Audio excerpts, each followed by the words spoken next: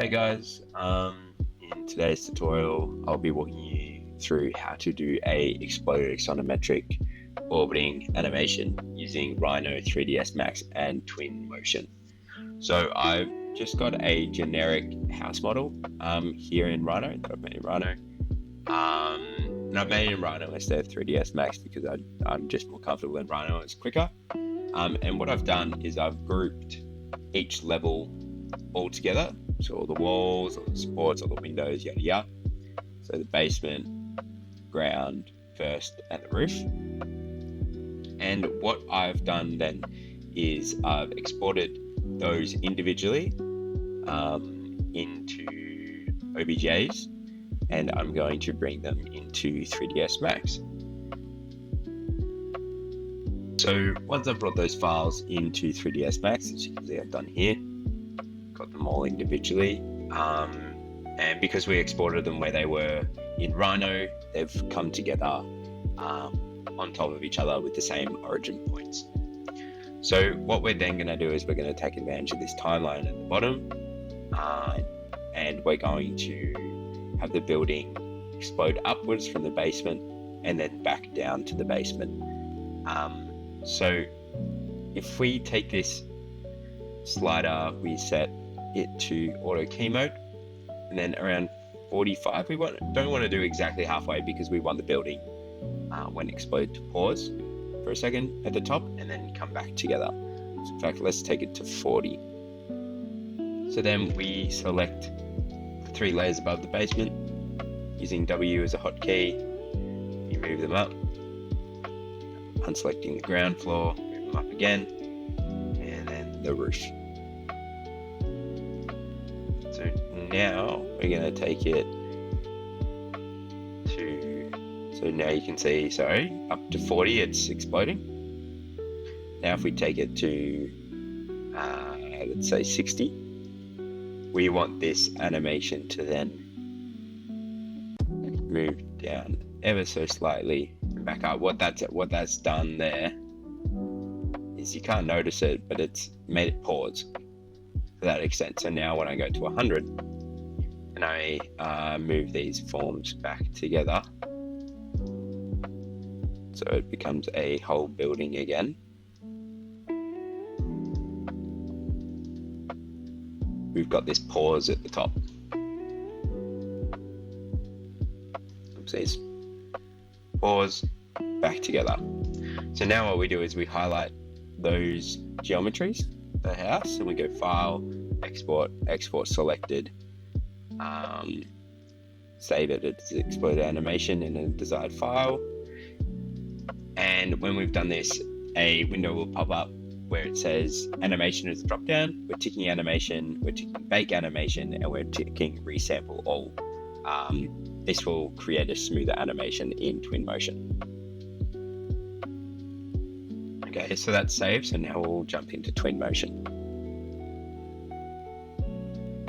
Alright, so when you're in Twinmotion, what we want to do is go to Import Plus.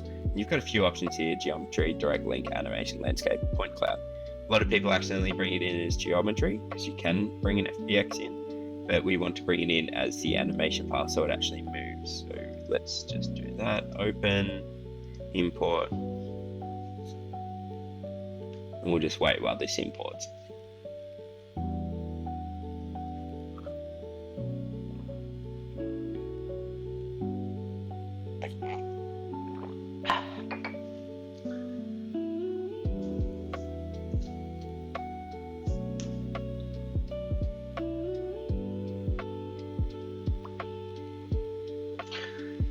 Okay, so you can see it is imported. You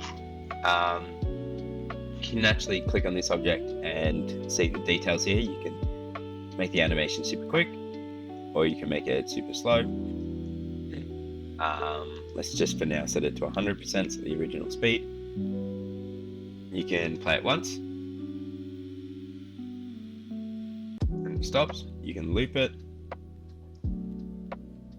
a certain number of times, 10 times, however many times, or it can just infinitely be going, right? So now what we're going to do is go to Media, second button here for video. And what we want to do is actually create a orbit. So while this building is exploding, we want to be orbiting around it so we can get an understanding. So we hit the plus sign to create a scene at this point. We then grow the building and start orbiting. So the easiest way to do this is try move in similar increments so that the animation isn't as jumpy or changing in speed.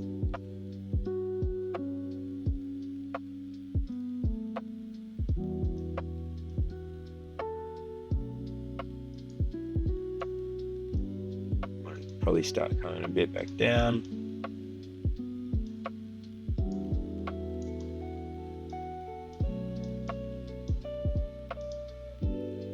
Back around to the front and back in, like so. So now if I play this animation, you can see we're moving around this building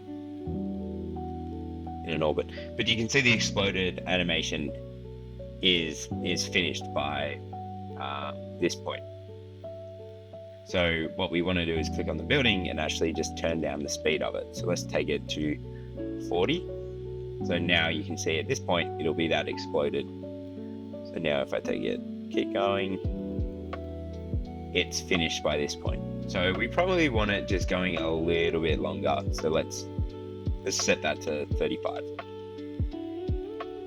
So now it's fully finished by the time we're back to the front. So this is what that animation will look like from the start.